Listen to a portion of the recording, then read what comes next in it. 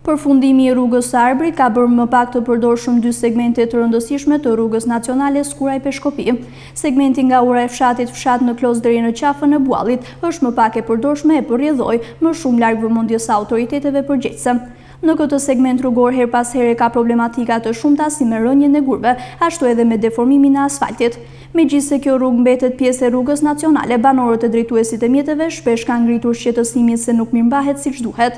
E njëjta situatë paraqitet edhe në segmentin tjetër nga ura e Çerenecit, ura e Topojanit Maqellar.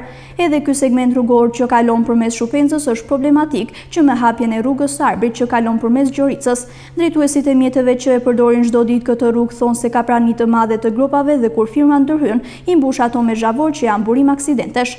Banorët dhe drejtuesit e mjeteve të Shupenzës dhe Maqellarës kërkojnë që rruga të mirëmbahet sipas standardeve dhe jo sa për të kaluar radhën.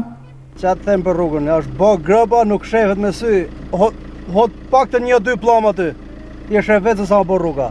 Është skandal ti e shef vetë. Kur prishet gomët paktën një se kapi gomën, do të më ndrojë gomën një çfarë bëj?